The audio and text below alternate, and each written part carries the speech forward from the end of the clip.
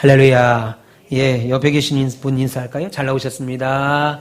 예, 잘 나오셨습니다. 잘 나오셨어요.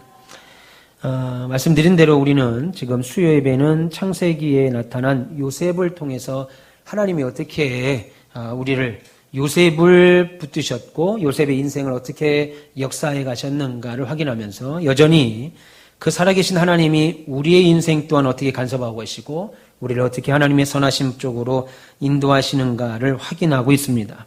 특별히 유다의 변호라고 하는 제목으로 두 번에 걸쳐서 말씀을 좀 나누겠습니다. 변호가 두 번 정도 나오는데요. 오늘은 먼저 변호를 좀 살펴보고 우리가 지난주에는 43장 마지막 절까지 우리가 살폈습니다. 오늘은 44장 1절부터 16절까지 말씀을 살펴보도록 하겠습니다. 지난주 말씀 잠시 우리가 살피고 가자면 그들이 양식을 사고 돌아가는데 그들의 짐에 양식을 샀던 돈이 그대로 담겨 있었죠. 그래서 그들이 놀래서 간첩으로 몰리게 됩니다. 그래서 시므온은 감옥에 갇혀 있고 둘째 형인 막내 베냐민, 요셉의 친동생이었던 베냐민을 데려오지 않으면 너희들을 간첩으로 인정하겠다. 그렇게 당시 애굽의 총리였던 요셉, 형들은 아직 그가 요셉인지를 모르지요. 애굽의 총리로만 압니다. 그런 청천벽력 같은 소리를 듣고 아버지 야곱이 요셉을 잃었는데 베냐민까지 잃을 수 없다라는 생각으로 내어주지 아니하다가 결국 양식이 다 떨어짐으로 애굽에서 사왔던 그 양식이 다 떨어짐으로 어쩔 수 없이 이러지도 못하고 저러지도 못하는 상황에 맞이하여 결국은 내가 아들을 잃으면 잃으리다. 하나님께서 하실 것이다. 라는 생각을 가지고 양식을 사러 베냐민을 데리고 내려가는 장면. 그리고 도착한 후에 요셉이 형제들이 변화된 것을 확인하고 왜냐면 예전에 20년 넘게 20년 전, 22년 전에 자신을 팔았을 때는 이렇게 시므온이 갇혀 있다고 그러면 시므온이 잘못했으니까 갇혔겠지. 내가 갇히지 않아서 다행이다. 라고 했을 형제들인데 시므온을 구하기 위하여 베냐민을 데리고 내려오는 그 일련의 과정들을 우리가 다 살폈습니다. 그 모습을 보고 급히 들어가서 울고 다시 나와서 형들을 순번대로 앉히고 그에게 맛있는 음식을 대접하고 막내 베냐민에게는 몇 배를 더 주었다고 그랬습니까? 5배나 더 주는 은혜를 주었고 그런 잔치를 지난주에 베풀었습니다. 그 일이 끝나고 이제 요셉의 집에서 이제 잔치가 지난주까지 했던 내용을 우리가 살폈고 오늘 읽으신 내용은 그런 요셉의 집에서 이제 애굽의 총리죠. 아직까지는 그 애굽의 총리가 요셉인지를 자신의 동생인지를 모르고 있었습니다. 이제 요셉의 집에서 오찬을 하고 즐거운 축제와 잔치를 베풀고 맛있는 걸 먹고 인질로 붙잡혔던 시므온 둘째 형을 되찾고 아버지가 잃어버릴까 혹시 아버지가 데려갔다가 형들을 따라서 들려보냈다가 다시는 요셉처럼 잊어버릴까 봐 염려했던 베냐민조차도 아무 문제 없이 대동하고 돌아가는 길입니다. 집으로 이제 돌아가는 거예요. 음식을 또 한아름 사서 양식을 사서 돌아가는 길 얼마나 가볍고 즐겁겠습니까? 다 풀린 거예요. 이제 애굽의 총리와의 문제도 다 풀렸고 둘째 감옥에 있던 시므온도 데리고 나왔고 아버지에게 꼭 다시 데리고 올 겁니다라고 했던 베냐민도 지금 데리고 돌아가니까 그 11명의 발걸음이 얼마나 가볍고 즐거웠겠어요. 더군다나 양식까지 사가지고 돌아가니까 얼마나 즐거웠겠습니까? 그런데 그들이 성에서 멀리 가기도 전에 요셉의 집에 있던 지난주 우리가 살폈던 그 청지기입니다. 요셉의 집에 있던 청지기가 그들을 쫓아옵니다. 쫓아와서 형제들에게 말하기를 야 요셉의 집에서 내가 너희들에게 우리 요셉이 너희들에게 만찬을 대접했는데 너희들이 만찬을 대접받고 나서 요셉의 집에 있었던 은잔이 없어졌다. 너희들이 훔쳐간 것이 분명하다라고 하는 날벼락 같은 소리를 듣게 됩니다. 이 일은 오늘 성경에 보니까 실제 그들이 훔친 것이 아니지요. 4절 한번 보겠습니다. 그들이 성읍에서 나가 멀리 가기 전에 그들이 누구겠습니까? 10명의 형들과 요셉의 동생이었던 베냐민 11명입니다.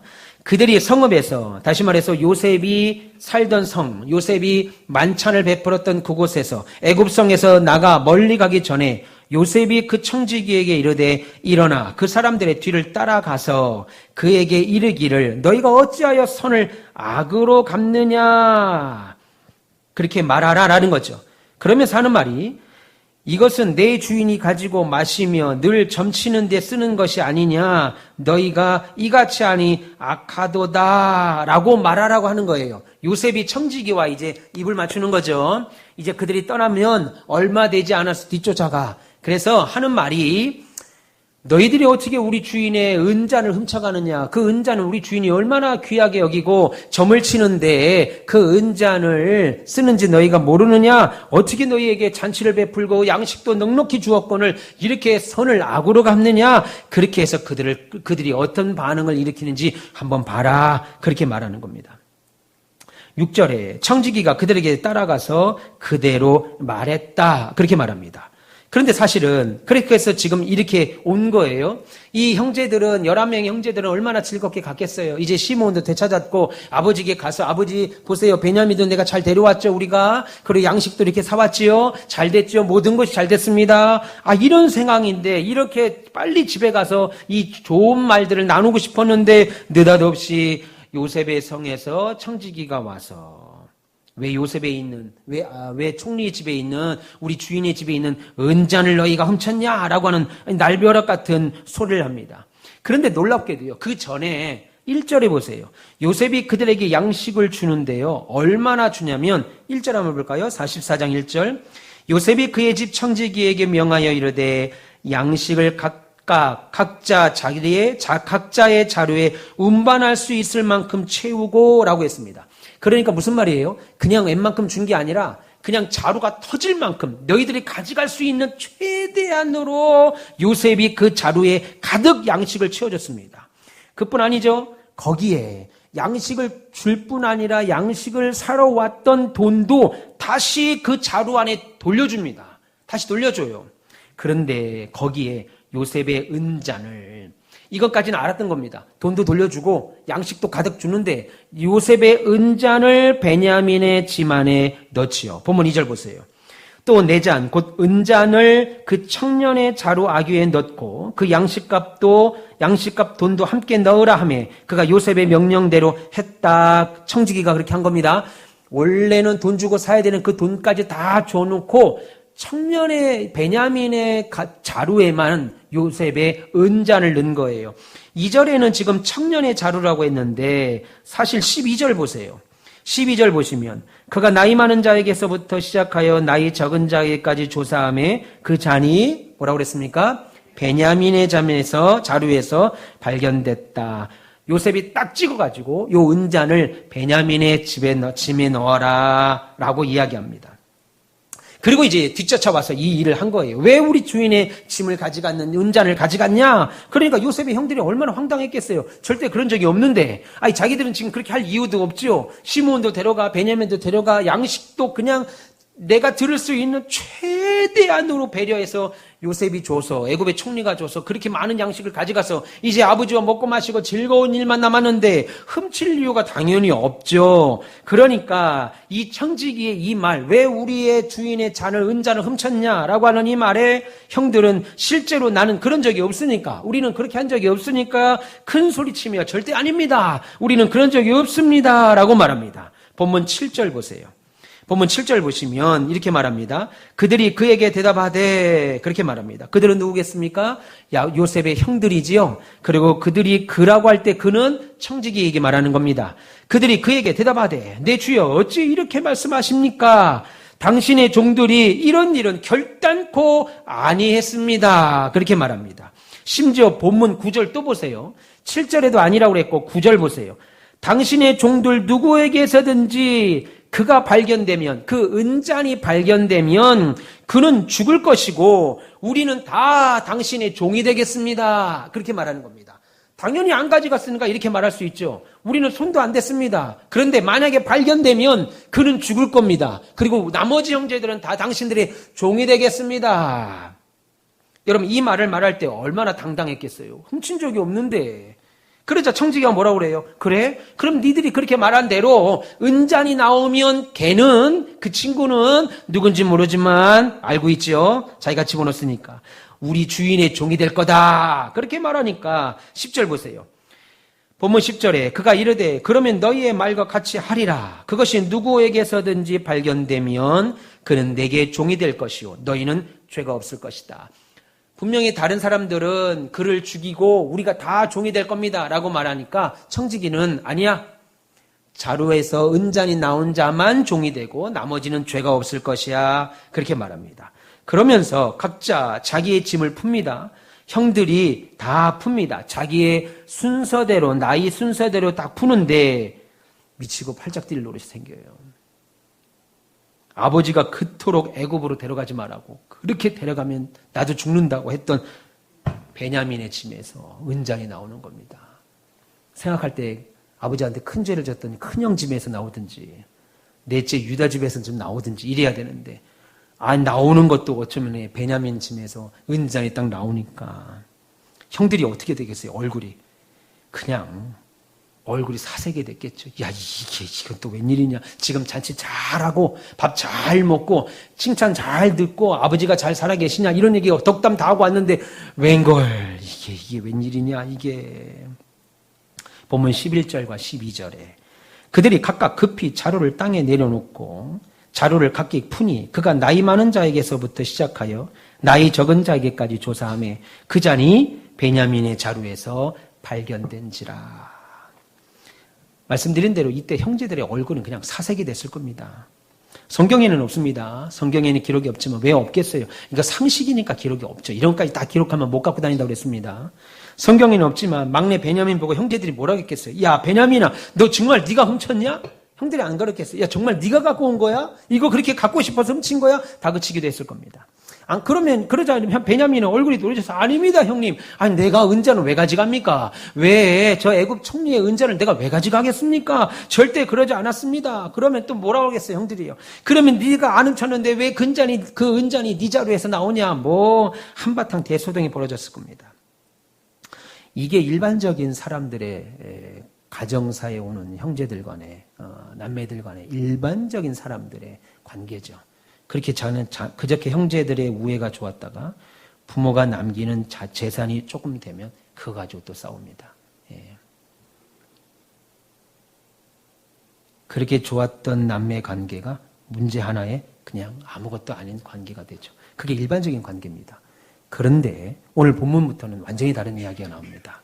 지금 형제들에게 아주 중요한 선택의 시점이 됐죠. 지금 요셉이 한 번 더 시험하는 겁니다. 한 번 더. 처음 시험은 베냐민을 데리고 올 수 있느냐? 시므온이 지금 둘째가 감옥에 갇혔습니다. 그래서 베냐민을 데려오라고 했는데 데려올 수 있겠냐? 진짜 데려오겠느냐? 여러분, 지금의 생각으로 사고로 성경을 보시면 안 됩니다. 지금은 법이 있으니까 법에 호소하기도 하고 상식적인 룰이 있죠. 다 배움이 있으니까. 근데 그 당시는 그렇지 않았어요. 형제를 애굽에 팔면, 그래서 애굽의 종이 되면 다시는 만날 수가 없는 상황입니다. 그런 상황에서 시므온을 감옥에 두고 동생을 데려온다는 건 약속을 보장받을 수도 없는 상황인데 그렇게 했습니다. 그래서 이제 모든 것이 다 끝난 줄 알았는데 두 번째 또 문제가 생긴 거예요. 한 번 더 요셉이 시험한 겁니다. 진짜 형제들이 이제 마음이 풀렸는가? 22년 전에 나를 팔았을 때처럼 그렇게 서로 미워하고 서로 원망하고 서로 반목하며 살았는가? 지금도 그렇게 살고 있는가? 확인하려고 했던 거죠. 두 번째 시험. 아버지가 라헬의 소생, 아버지가 부인이 넷이었죠. 정실 부인 둘, 첩이 둘이었습니다. 어쨌든 부인이 넷이었는데 아버지가 특별히 사랑했던 라헬의 소생, 다시 말해서 요셉과 베냐민만 라헬의 소생입니다. 그러니까 요셉과 베냐민만 귀여워하고 자신들은 찬밥 신세로 만들었으니까 오늘 청지기의 말대로 어떻게 하겠어요. 은잔이 베냐민의 짐에서만 나왔으니까 그냥 자기 집 아버지가 살고 있는 가나안 땅에 돌아와서 아버지가 그때로 사랑하는 베냐민, 우리가 이래서 잔치도 잘 받고 돌아오는 길이었습니다. 아무 문제 없었습니다. 그런데 느닷없이 베냐민의 짐에서 애굽 총리의 은잔을 베냐민이 하나 글로 모른다. 걔 그럴 줄 몰랐는데 아주 손버릇이 더럽더라고, 애가. 아버지가 그렇게 애를 그렇게 버릇없이 키우니까 애가 그냥 지 건지 남의 건지 구분도 못하고 저렇게 훔치는 거 아니겠어요. 진짜 걔 나 그렇게 안 봤는데 정말 실망입니다. 걔가 은잔을 훔치는 바람에 같이 오고 싶어도 어떻게 하겠어요. 안 돼요 이거. 어떻게 우리가 할 수가 없었습니다. 데려올 수 없었습니다. 라고 말할 수 있는 절호의 기회죠. 눈에 가시와 같은 채색 옷을 입혔다고 성경이 말합니다. 제가 전에 설교할 때 말씀드렸습니다.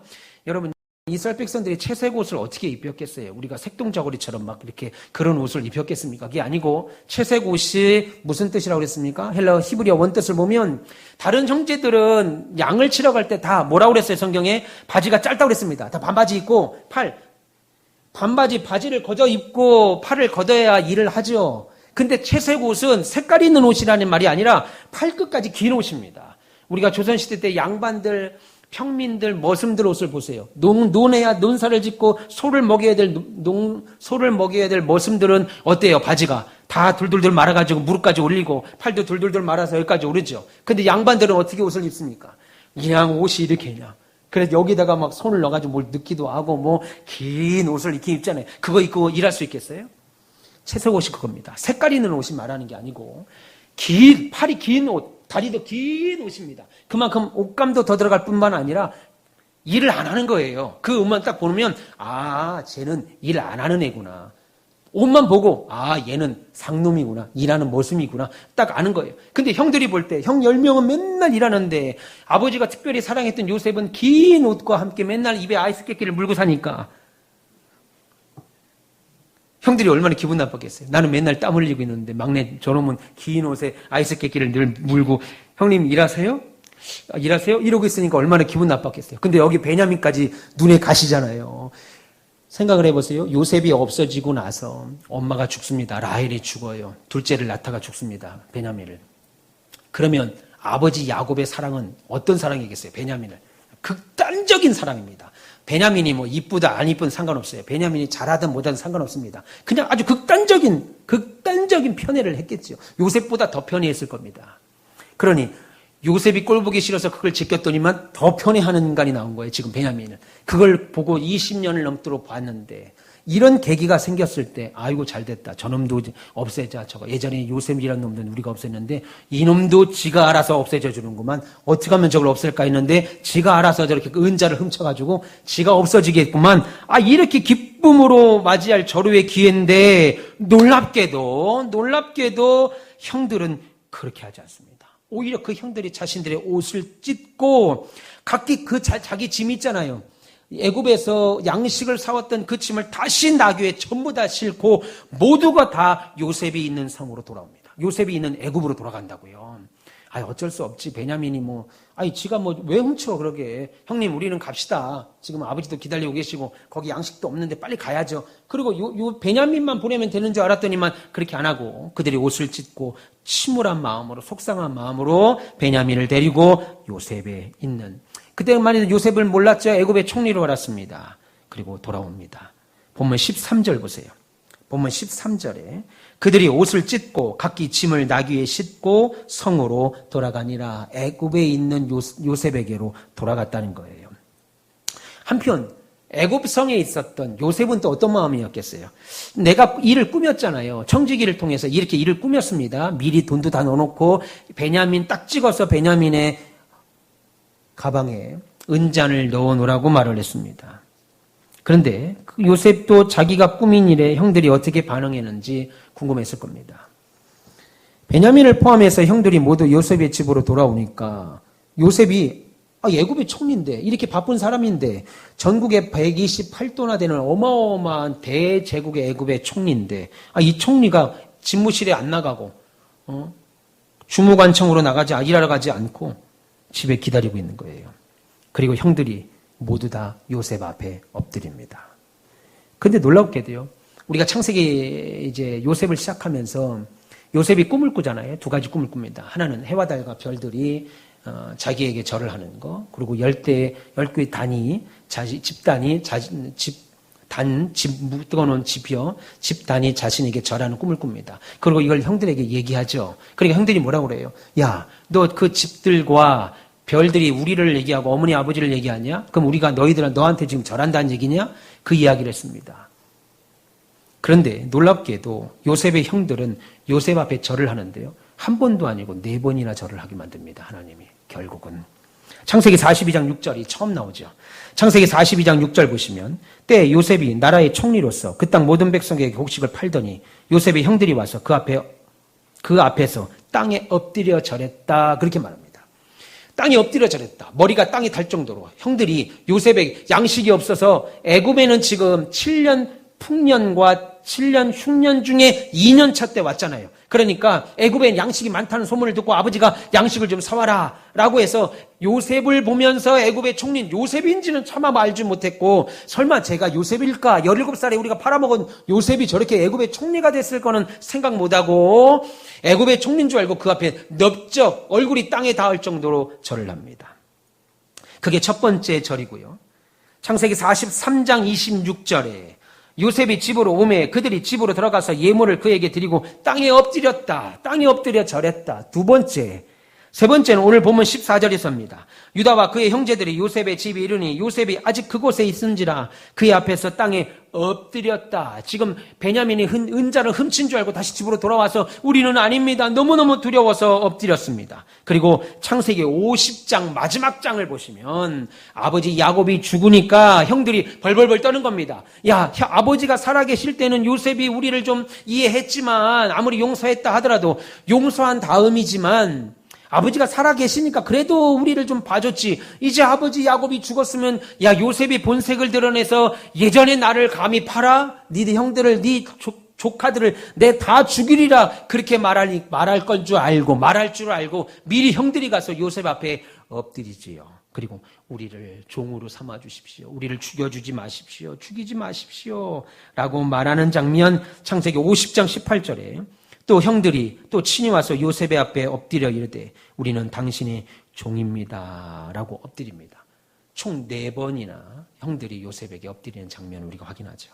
어쨌든 지금 청지기는 은잔이 발견된 자만 종이 되고 나머지는 책임이 없다, 책망 안 하겠다라고 했는데 유다가 모든 형제들을 다 끌고 다시 애굽의 총리에게 옵니다.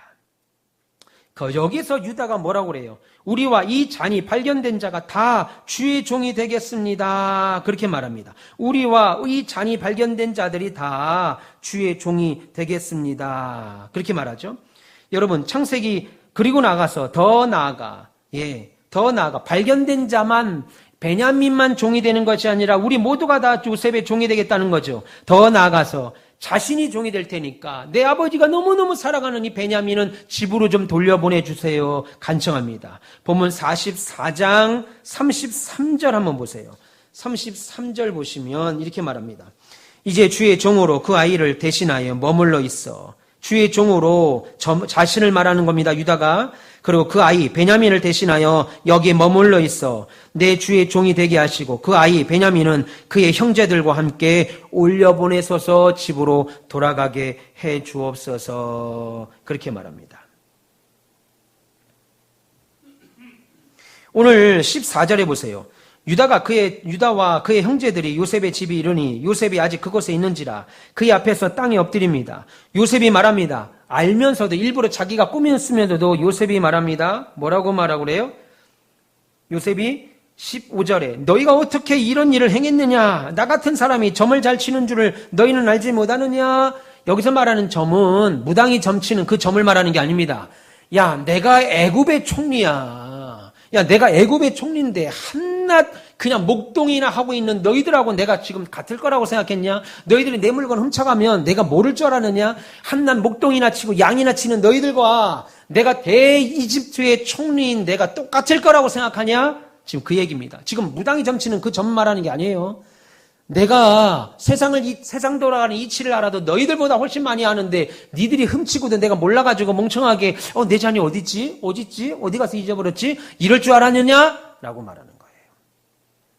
그러니까 16절에 유다가 딱 나타납니다. 유다가 딱 나와서 하는 말이 우리가 내 주께 무슨 말씀을 하오리까? 애굽의 총리 요셉에게 하는 말입니다. 무슨 설명을 하오리까? 우리가 어떻게 우리의 정직함을 나타내리까? 하나님이 종들의 죄악을 찾아내셨으니 우리와 이 잔이 발견된 자가 다 주의 노예가 되겠습니다. 그렇게 말합니다. 놀랍게도 분명히 청지기는 이 잔이 발견된 자만 노예로 삼겠다고 했는데 지금 유다는 우리 모두가 다 노예가 되겠습니다. 그러자 17절에 요셉이 이르되 내가 결코 그리하지 아니할 거다. 잔이 그 손에서 발견된 자만 내 종이 되고 너희는 평안히 너희 아버지께로 돌아가라. 그렇게 말합니다. 나온 그의 베냐민 개만 종이 되고 걔만 못 가고 나머지는 다 집에 돌아가라. 그렇게 말하죠. 그러자 18절에 이렇게 말합니다. 유다가 그에게 가까이 가서 이르되 다른 형제들은 어찌할 바를 모르는 거죠. 야, 이거 큰일 났다. 이거 어떻게 하면 좋으냐? 라고 말하니까 유다가 가까이 더 나아가면서 간절합니다. 간청합니다. 이르되 내 주여 원하건대 당신의 종에게 내 주의 귀에 한 말씀을 알게 하소서. 제 말 좀 한번 들어봐 주세요. 그 말이죠. 주의 종에게 노하지 마소서. 주는 바로와 같으십니다. 당신은 애굽 총리는 대단한 분입니다. 애굽의 파라오와 같은 자입니다. 라고 지켜세우고 하는 말이 이전에 내 주께서 종들에게 물으시되 너희는 아버지가 있느냐 아우가 있느냐 하실 때 밥 먹을 때 물었죠. 너희 아버지가 있느냐 그렇게 물으셨지 않습니까? 20절 우리가 내 주께 아뢰되 우리에게 아버지가 있으니 노인입니다. 또 그가 노년에 얻은 아들 청년이 있으니 그의 형은 죽고, 지금 요셉을 말하는 겁니다. 지금 요셉이 앞에 있는데 자기가 요셉인지를 모르는 거예요. 이 사람이 애굽의 총리로만 아는 겁니다. 그의 형은 죽고 그의 어머니가 남긴 것은 그뿐이므로 라헬입니다. 라헬이 베냐민을 낳다 죽었으니까 그가 남긴 것은 베냐민 뿐이므로 그의 아버지가 그를 사랑합니다. 그렇게 말하죠. 21절 주께서 또 종들에게 이르시되 그를 내게로 데리고 내려와서 내가 그를 보게 하라 하시기로 22절 우리가 내 주께 말씀드리기를 그는 아이는 내 아버지를 떠나지 못하리니 떠나면 그의 아버지가 죽습니다. 라고 하면서 유다가 변호를 합니다. 이 내용은 다음 주 수요일날 자세하게 한 번 더 말씀을 드리겠습니다. 어쨌든 오늘은 요셉이 나타나서 주의 아버지가 지금 이 아들을 특별히 사랑하는데 이 아들이 지금 여기 갇혀가지고 노예가 되면 우리 아버지는 죽습니다. 못 삽니다. 우리 아버지는 노인입니다. 지금 작은 것만 해도 심장이 벌렁거리는 할아버지가 됐고 그가 사랑하는 큰아들 요셉은 라헬의 소설 중에 요셉은 어릴 때 죽었고 그의 아내도 죽었고 더군다나 그가 사랑하는 남은 자는 하나 이 베냐민 뿐인데 얘조차 지금 여기서 종이 되면 우리 아버지는 죽습니다. 그러니 나를 종으로 삼으시고 내 동생 베냐민은 형들과 함께 아버지에게로 보내주세요. 지금 그 이야기를 합니다. 근데 잘 보세요. 지난 시간에 우리가 계속 말씀드렸습니다. 창세기 38장을 보면 마음의 소욕대로 살았습니다. 유다가 우리가 지난 세월 계속 봤지요. 지난 시간 유다가 자기 아버지 지금은 아들이 20살이 넘고 대학을 졸업하면 당연히 직장을 얻으면 분가하는 것을 기본으로 생각하죠. 어른이라고 생각하니까. 근데 그 당시 유대인들은 아버지의 어른이 됐어도 아버지와 함께 따로 집을 나가 사는 것은 곧 죽음을 의미했습니다. 아버지와 함께 살았어야 돼요. 족장인 아버지와 그 가족은 함께 살았어야 됩니다. 그런데 유다가 요셉을 팔고 나서 마음의 가책을 입어서 어느 때인지 알지 못하나 그가 집을 나갑니다. 나가서 이방인 여자와 결혼하여 아들 셋을 낳죠. 우리가 지난 세월 봤습니다. 아들 셋을 낳습니다. 성경은 그가 자신의 소욕대로 살았다고 합니다. 그리고 그 중에 큰 며느리와 함께 동침합니다. 큰 며느리인 줄 알고 동침한 건 아닙니다. 그가 아내가 죽고 나서 마음이 동하여 창녀를 받아들였는데 그가 큰 며느리였던 거예요. 그 내용은 다 시간 관계상 설명할 수 없고 말씀을 드렸습니다. 큰 며느리를 통해서 두 아들을 또 낳게 됩니다. 여러분 지금으로 생각하면 시아버지와 며느리가 관계를 가져서 자식 쌍둥이 둘을 낳아요. 이게 난장판이 난리가 TV에 나올 일입니다. 근데 그런 상황에 있었던 유다가 오늘은 더군다나 유다는 창세기 27장에 보면 요셉을 애굽에 팔자라고 제일 먼저 말했던 자가 유다입니다. 이 넷째 형이었던 유다가 하는 말이 내가 종일 될 테니까 베냐민은 형제와 함께 집으로 돌려보내주세요 라고 말하는 겁니다. 그러면서 하는 말이 아주 놀라운 말, 유다가 처음으로 하나님에 대한 말을 합니다. 유다가 하는 말 중에 하나님이라는 말이 처음으로 나옵니다. 그것이 본문 16절입니다. 본문 16절, 44장 16절 보시면 유다가 말하되 우리가 내 주께 무슨 말을 하오리까? 여기 내 주는 지금 애굽의 총리인 요셉에게 하는 말입니다. 내 주께 무슨 말을 하오리까? 무슨 설명을 하겠습니까? 내 동생 가방에서 짐에서 당신의 은잔이 나온 것에 대해서 우리가 무슨 설명을 하겠습니까? 하면서 기가 막힌 말을 합니다. 우리가 이런 죄를 짓지 않았다는 것을 이렇게 명백한 증거가 있는데 어떻게 알려줄 수 있겠습니까? 그러면서 하는 말, 하나님이 종들의 죄악을 찾아내셨나이다 라고 말합니다. 여기서 말하는 건 지금 지은 죄를 말하는 게 아니에요. 하나님이 이전에 23년 전에 22년 전에 우리 형제들이 지었던 죄를 하나님이 지금 다시 우리에게 찾아냅니다. 하나님이 드러내셨습니다. 하나님이 찾아내셨습니다. 16절이 그 얘기를 하죠. 지금 유다는 은잔이 발견된 것을 하나님이 찾아내신 것으로, 하나님이 드러내신 것으로 말합니다. 말씀드린 대로 유다는 창세기 38장에서 자기가 며느리 다말과 동침하였다가 들통나는 바람에 정신이 번쩍 든 기억이 있습니다. 여러분, 신자의 참된 영성은, 저와 여러분 예수 믿는 그리스도인들의 진짜 영성은 하나님의 주권을 인정하는 겁니다. 하나님의 절대적인 주권은 우리 교회 문 앞에 사인물로 서 있는 것처럼 하나님은 우리의 왕이십니다. 성경 창세기부터 계시록까지 계속하는 말이 하나님은 우리의 왕이시다. 제가 놀라운 것은 예수 안 믿는 사람들은 하나님이 우리의 왕이시다라는 말을 인정할 수 없죠. 왜요? 자기 소견에 옳은 대로 살잖아요. 나는, 내 인생의 주인은 나야. 하나님이 아니야. 내가 열심히 일하니까 아침부터 별 보고 나가서 별 보고 들어오니까 우리가 이만큼 살지. 내 남편이 그렇게 수고하고 사니까 우리가 이 정도라도 살지. 내가 그렇게 공부했으니까 내가 이 정도라도 대학을 갔지. 내가 그렇게 내 집안을 돌아봤으니까 내 남편이 일하고 내 자식들이 무탈하게 지금까지 컸지. 내가 그렇게 했으니까 내 자녀들이 이렇게 성장했지. 라고 말하면서 자신이 내 인생의 주인으로 생각한다고요, 세상 사람들은. 그런데 우리 신자들은 어떻게 생각합니까? 내가 내 인생의 주인이 아니고 하나님이 우리의 왕으로 인정합니다. 찬송가에도 수없이 나옵니다. 성경에도 수없이 말합니다. 그런데 어느 순간 신자들이 하나님이 우리의 왕이라는 것을 저버리고 내 인생을 내가 주인이라고 삼는 순간, 내 인생은 하나님이 왕이 아니야. 내 인생은 내가 왕이지. 내 마음대로 사는 거지. 내가 노력한 결과대로 사는 거지. 라고 생각하는 순간 성경이 뭐라고 그래요? 자기 소견에 옳은 대로 살았다. 내 마음에 좋은 대로 사는 겁니다. 하나님이 기뻐하시는 대로 사는 게 아니라 내 마음에 옳은 대로, 내가 좋아하는 대로, 내가 좋은 대로 살게 되죠. 그래서 여러분, 신자들의, 우리 그리스도인들의 가장 참된 영성은 하나님의 주권을 인정하는 겁니다. 내가 의도하는 대로 일이 이루어지지 않아요. 여러분, 여지껏 인생 사시다 보면 난 이렇게 살아야지. 안 됩니다. 내가 의도한 대로, 내가 이 의도하는 방향으로 일이 이루어지지 않을 뿐 아니라 어느 때는요, 내가 의도하지 않은 방향으로 일이 생겨요. 갑자기 큰 병에 걸립니다.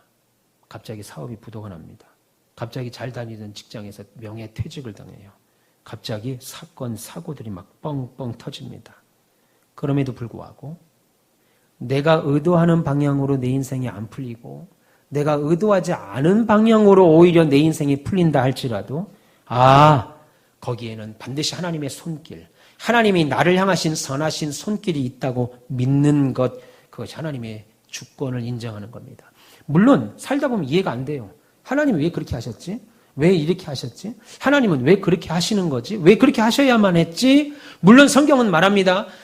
하나님이 왜 여러 가지 방법으로 우리를 인도하시는지 신명기에 말씀하셔요. 그 이유는 뭐라고 그랬습니까? 하나님만이 참신이고 하나님만이 우리의 놀라운 왕이라고 하는 것을 확인하기 위하여 우리에게 여러 가지 방법으로, 때로는 웃음으로, 때로는 슬픔으로, 때로는 기쁨으로, 때로는 괴로움으로, 때로는 고통으로, 때로는 즐거움으로 여러 가지 방법으로 우리를 인도하신다. 하나님이 내 인생의 주인이시구나라는 것을 확인하기 위하여 그렇게 인도하신다고 말합니다. 그럼에도 불구하고 이해되지 않는 건 제가 어떻게 하라고 그랬어요? 책상 위에 올려두는 겁니다. 그냥 테이블 위에 올려두어요. 그 문제는 내 머리로 이해되지 않아요. 하나님이 왜 그렇게 하셨지? 이해되지 않으면 그건 올려두는 거예요. 어느 때는 하나님이 이해하시기도 할 것이고 어느 때 우리가 사는 동안 이해가 안 되면 천국 가서 하나님이 이해하게 하실 겁니다.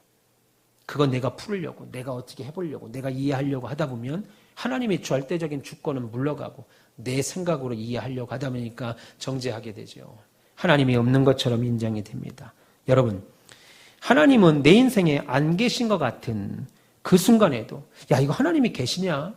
내가 그렇게 기도했는데 어찌면 응답 한 번이 이렇게 없냐? 내가 이 일을 위하여 그렇게 기도했는데 어떻게 오히려 내 상황은 더 나빠지냐? 같은 그런 순간에도 하나님이 여전히 여러분들이 모르는 방법으로, 제가 모르는 일의 방식으로 나를 위하여서, 여러분을 위하여, 여러분의 가정을 위하여, 여러분의 사업장과 우리 교회를 위하여 여전히 일하고 계시다는 걸 믿기를 축원합니다. 내가 모르는 방법이에요.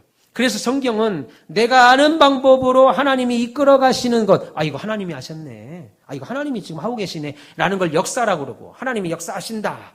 그리고 나는 모릅니다. 살면서 내가 몰랐는데, 나는 하나님이 그렇게 일하시는 줄 몰랐는데 시간이 한참 지나고 나니까 연말에 가면 우리 항상 부르는 찬양이 뭐예요? 지금까지 지내온 것 주의 크신 은혜라 한이 없는 주의 사랑, 이렇게 나가는 거죠. 연말에 1년 내내 여러분들 애쓰고 수고하고 살았는데, 성구영신 예배나 연말 마지막 연정주일 때 이런 찬양을 하면서 하나님이 하셨습니다.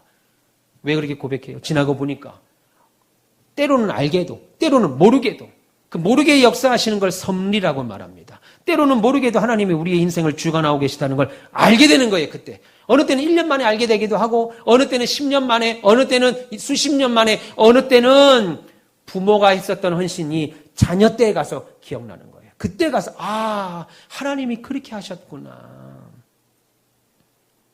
그러니까 여러분, 하나님은 여전히 내가 모르는 방식으로 여러분들과 여러분의 가정과 사업장과 교회를 위해서 일하고 계십니다. 하나님은 하나님 백성을 훈련시키고 단련시킬 때 우리가 좋아하는 방향으로 안 하세요. 우리가 좋아하는 방법은 뭐겠어요? 이번 주에 이제 내일 다 로또 한 장씩 사면 이번 주에 로또 1등을 짜르륵 맞는 겁니다. 로또 얼마 되지도 않겠네, 다 맞으면. 우리가 원하는 방법 그거죠. 내 자식들이 막 세상에서 성공하고 사업이 막 잘 되는 겁니다. 사건, 사고 하나도 안 맞고 매일 평생 죽을 때까지 90이 넘도록 건강하게, 이빨 하나 빠진 거 없고 임플란트 한 적도 없고 틀림도 안 하고 그냥 살다가 90에 짱짱하게 새벽기도 갔다 와서 그냥 눈 뜨니까 천국이고. 이러기를 원하잖아요, 다들. 그런데 하나님은 당신의 백성, 신자들을, 목사와 장로, 권사, 집사들을 훈련시키고 단련시킬 때, 하나님의 백성들을 단련시킬 때 우리가 좋아하는 방향으로 하지 않는다고요. 오히려 우리가 싫어하고 우리가 좀 피하고 싶고, 우리는 고난은, 우리는 염려는, 어려움은 기다려본 적 없잖아요. 근데 하나님은 느닷없이 그런 걸 통해서 우리를 이끌어갑니다. 그래서 그런 경험들을 통해서 하나님이 계시구나. 나는 망할 줄 알았는데 지금까지 망하지 않는 거 보니까 하나님이 살아계시구나. 그냥 존재론적으로 우리가 미국 안 가봤지만, 전 미국 가본 적은 없는데 미국 있다고 말하잖아요. 그죠? 미국 안 가봤어도 미국 없어 그럼 다 바보 되잖아요. 미국 안 가본 사람들이 미국 있다고 믿는, 그건 미국 있지, 이게 아니고, 우리가 광화문에 가면 세종대왕하고 이순신 장군 동상이 크게 있습니다. 미국인들이 이순신 장군 동상을 볼 때 어떻겠어요? 그냥 큰 칼 차고 있는 그냥 장군이겠죠. 그런데 우리가 보는 이순신 장군은 어떻겠어요? 나라 왕도 나라를 버리고 경복궁을 버리고 도망갔는데 장수 하나가 소신에게는 12척의 배가 있습니다. 그러면서 일본을 막고 나라를 구한 구국 영웅으로 보잖아요. 마찬가지입니다. 신자는 하나님이 우리가 원하지 않는 방법으로 우리를 이끌어 가심으로 인해서 하나님이 계시구나. 단순히 하나님이 계시구나 한 정도가 아니라 하나님이 내 인생과 함께 하셨구나. 경험들을, 그런 슬프고 괴로운 경험들을 통해서 하나님의 존재를 우리에게 인식시키기를 원하십니다. 그런 과정이 우리에게는 어느 때는 고통이지요. 어느 때는 십자가입니다. 어느 때는 자기를 부인하는 길입니다. 이런 과정을 겪은 사람만이 눈앞에 손해처럼 보이는 일들에서 두려워하지 않게 되죠. 하나님은 절대로 우리 손해나게 하지 않는다. 망하게 하지 않는다. 성경이 뭐라고 그래요? 잠언은, 전도서가 뭐라고 그래요? 의인의 자식들이, 예수 믿는 사람의 자식들이 깡통을 차는 일, 거지가 되고 거린이 되는 걸 자신은, 솔로몬이 뭐라고 그랬습니까? 본 적이 없다. 그러니까 여러분 자녀를 위해서 어떻게 키우지? 우리 자식들을 어떻게 하면 앞으로 망하지 않고 힘들게 않고 잘 먹고 잘 살게 하지? 부모가 예수 잘 믿으면 돼요. 그리고 예수 믿도록 열심히 기도하십시오. 의인의 자녀가 거린이 되는 것을, 거지가 되는 것을 솔로몬이 본 적이 없다라고 말합니다. 그러니까 여러분 자녀들을 위해서 걱정하기 전에 여러분들이 신앙생활 잘 하시고 여러분들이 자녀를 위해서 기도하시면 됩니다. 할렐루야. 여기서 참된 정직이 나오죠. 세상 사람들은 거짓말 하잖아요. 속이잖아요. 하나님의 절대 주권을 믿지 못하는 결과입니다. 그런데 유다가 살아보니까, 내 인생을 살아보니까, 이 나이까지 살아보니까, 야, 내가 열심히 살아서 되는 게 아니더라. 이거 다 하나님이 하셨다. 그러니까 뭐라고 그래요? 하나님이 종들의 죄악을 들춰내셨다. 우리가 22년 전에 내 동생 요셉을 그렇게 죽이지 말았어야 되는데, 그렇게 예굽에 팔지 말았어야 되는데. 그리고 또 집에서 지금 베냐민을 기다리고 있는 아버지가 생각나는 것. 말씀드렸습니다. 유다에게는 3명의 아들이 있었는데 큰아들, 둘째 아들을 하나님 앞에 잃었습니다. 큰아들과 둘째 아들이 죽었습니다. 거기에 창세기 38장 12절에 보면 유다의 아들 수아가 죽게 됩니다. 그러니까 아내도 죽지요. 큰아들도 죽지요. 작은 아들도 죽지요. 큰아들과 작은 아들이 죽고 나서 이제 자기 아내가 죽습니다. 그러니까 살면서 사랑하는 사람들을 싹 다 잃고 나니까 억울해 보이는 손해도 겪고 슬퍼 보이는 일들을 통해서 유다는 하나님의 거룩으로 변해가는 거죠. 그 전에는 성경이 뭐라고 그랬어요? 자신의 정욕대로 살던 사람이었습니다. 아버지 집에서 뛰쳐나와서 이방 여자와 함께 결혼해서 자식을 낳던 사람이에요. 아버지에게 평생을 거짓말했습니다. 요셉을 죽여놓고도 죽이지 않았다고 말했습니다. 그런데 아내가 죽고 두 아들이 먼저 죽는 모습을 보면서 아버지를 이해하는 거죠. 내 아버지 야곱을 이해합니다. 한평생 사랑했던 요셉이 죽었다고, 우리는 죽이지 않았는데, 사실은 안 죽었는데 지금 형들의 입장에서는 어디 있는지 모르는 거죠. 그러나 지금 총리가 되는지도 모르고, 내 아버지가 내 사랑하는 아들 요셉이 죽었다고 한평생 산 것이 얼마나 속상하고 살았는가를 자기가 두 아들을 잃고 나니까 알게 되는 겁니다. 아버지가 그토록 사랑했던 어머니 라헬이 죽은 게 얼마나 상처인지 내 아내가 죽고 나니까 알았던 거예요. 그러니까 요셉이 변호를 합니다. 유다가 변호를 합니다. 애굽의 총리인 요셉에게 다 올려보내시고, 내가 여기 있겠습니다. 나만 잡아주십시오. 하나님은 유다에게 즐거운 일, 잘 되는 일, 형통의 일로 하나님의 사람으로 세워가지 아니하고 아내를 죽이는 일로, 두 아들을 데려가는 일로, 그리고 아버지 집에서 나와서 이방 사람들과 함께 더불어 사는 고통 가운데 있는 일로 점점 하나님 백성의 성화, 거룩함을 이루어갑니다. 여러분, 눈앞에 보이는 잘됨으로 신자의 믿음이 자라지 않습니다. 오히려 눈앞에 보이는 억울한 일, 분노, 슬픔 가운데서 우리에게 은혜가 있게 되죠. 그래서 하나님을 더욱 알아갑니다. 어려울 때 하나님 앞에 나와서 울잖아요. 기도하잖아요. 오히려 하나님을 떠날 것 같은데 참된 신자는 어려움을 당하면 하나님께 나와서 기도합니다. 하나님 도와주십시오. 하나님 어찌해야 되겠습니까? 하나님. 그러다 보면 하나님의 임재를 알게 되고 더욱 하나님 닮아가는 참된 신자로 변해가게 되죠. 그 변해가는 과정에 오늘 첫 번째 유다의 변호가 있었습니다. 다음 주 수요일 날 두 번째 이어지는 유다의 변호를 우리 말씀을 통해서 나눈 은혜가 있으면 좋겠습니다. 여러분들 인생 사시다가 어려운 일을 당하시고 억울한 일을 당하시고 슬픔을 당하신다 할지라도 여전히 하나님의 은혜가 나와 함께 있다고 믿으시고 이 일을 통하여서 기뻐하시고, 에레미야 애가에서 뭐라고 말합니까? 우리가 힘들게 살고 고통 가운데 살고 눈물을 흘리는 것은 하나님의 뜻이 아니었다. 원래 하나님의 본심이 아니다. 그런데 하나님이 그렇게 하시는 이유는 우리로 하여금 참된 신자로 세워가기 위해서 잠시 근데 그렇게 잠시 주는 고통도 하나님의 본심이 아니다. 여러분들이 힘들게 사는 것은 하나님의 본심이 아니에요.